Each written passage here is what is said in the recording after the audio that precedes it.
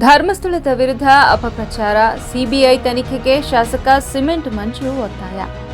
Dharmasthala ಅಪಪ್ರಚಾರಕ್ಕೆ YouTuber ಮತ್ತು ಇತರರಿಗೆ ವಿದೇಶದಿಂದ ಹಣಕಾಸು ಬಂದಿರುವ ಬಗ್ಗೆ ಮಾಧ್ಯಮಗಳಲ್ಲಿ ವರದಿಯಾಗಿದ್ದು, ಈ ಬಗ್ಗೆ ಸಮಗ್ರ ತನಿಖೆಯ ದೃಷ್ಟಿಯಿಂದ ಪ್ರಕರಣವನ್ನು ಸಿಬಿಐಗೆ ವಹಿಸಬೇಕೆಂದು ಶಾಸಕ ಸಿಮೆಂಟ್ ಮಂಜು ಒತ್ತಾಯಿಸಿದರು. ಶನಿವಾರ ನಗರದಲ್ಲಿ ಭಾರತೀಯ ಜನತಾ ಪಾರ್ಟಿ ವತಿಯಿಂದ ಧರ್ಮಸ್ಥಳದ ವಿರುದ್ಧ ನಡೆಯುತ್ತಿರುವ ಅಪಪ್ರಚಾರದ ವಿರುದ್ಧ ನಡೆದ ಪ್ರತಿಭಟನೆಯಲ್ಲಿ ಪಾಲ್ಗೊಂಡು ಮಾತನಾಡಿದರು. ಧರ್ಮಸ್ಥಳದ ವಿಚಾರವಾಗಿ ರಾಜ್ಯ ಸರ್ಕಾರದ ಧೋರಣೆಯನ್ನ ಖಂಡಿಸಿ ಧರ್ಮದ ಉಳಿವಿಗಾಗಿ ಧರ್ಮ ಯುದ್ಧ ಹೋರಾಟವನ್ನ ಮಾಡಲಿದ್ದೇವೆ. ಕ್ಷೇತ್ರದ ಹೆಸರನ್ನ ಕೆಡಿಸಲು ಷಡ್ಯಂತ್ರ ಎಣೆದಿರುವ ಗ್ಯಾಂಗಿನ ಎಲ್ಲರನ್ನೂ ತಕ್ಷಣವೇ ಬಂಧಿಸಿ ತೀವ್ರ ವಿಚಾರಣೆಗೆ ಒಳಪಡಿಸಬೇಕಾಗಿದೆ. ಕಳೆದ 1 ತಿಂಗಳಿಂದ ಧರ್ಮಸ್ಥಳ ವಿಚಾರದಲ್ಲಿ ಯಾವ ಬೆಳವಣಿಗೆ ಆಗಿದೆ ಎಂಬುದು ಎಲ್ಲರಿಗೂ ತಿಳಿದಿರುವ ವಿಚಾರ.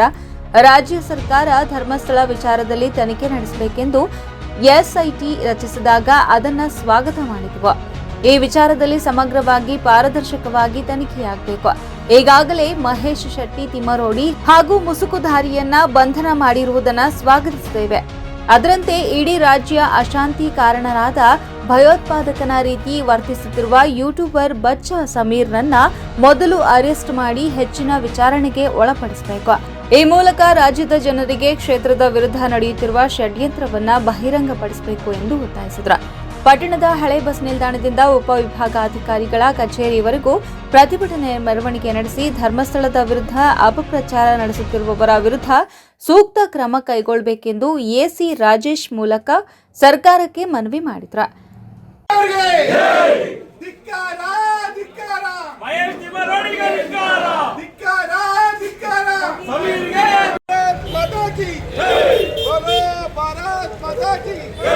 ಸನಾತನ ಹಿಂದೂ ಧರ್ಮ ಕಿ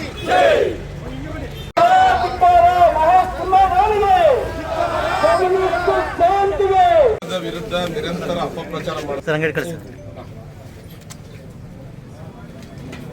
ಮಾಡ್ಲಿಕ್ಕೆ ಹೋಗಿದ್ದಾರೆ.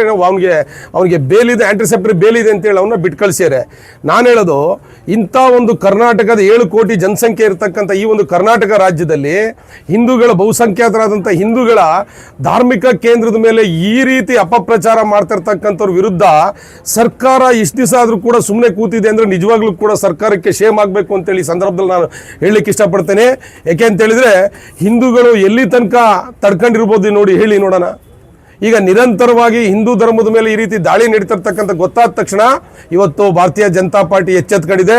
ಹಿಂದೂಗಳ ಭಾವನೆಗೆ ಧಕ್ಕೆ ಆದಂಥ ಸಂದರ್ಭದಲ್ಲಿ ಭಾರತೀಯ ಜನತಾ ಪಾರ್ಟಿ ಯಾವತ್ತೂ ಕೂಡ ಸುಮ್ಮನೆ ಕೂರಲ್ಲ.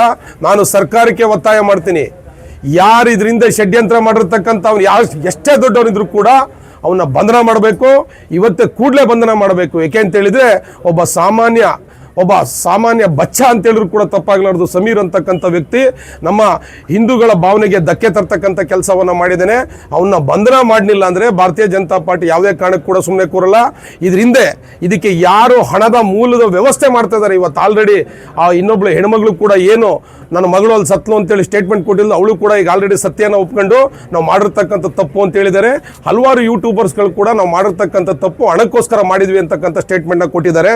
ಆದರೆ ಇದರಿಂದ ಯಾರ ಷಡ್ಯಂತ್ರ ಇದೆ ಇವೆಲ್ಲವೂ ಬೆಳಕಿಗೆ ಬರಬೇಕು ಅಂದರೆ ಇದನ್ನು ಸಿಬಿಐ ತನಿಖೆಗೆ ಒಳಪಡಿಸಬೇಕು. ಇದರಿಂದ ಯಾರೇ ಇದ್ದಾರೆ ಅವರೆಲ್ಲರನ್ನೂ ಕೂಡ ಬಂಧನ ಮಾಡಬೇಕು ಅಂತೇಳಿ ಈ ಸಂದರ್ಭದಲ್ಲಿ ಒತ್ತಾಯ ಮಾಡ್ತೀನಿ.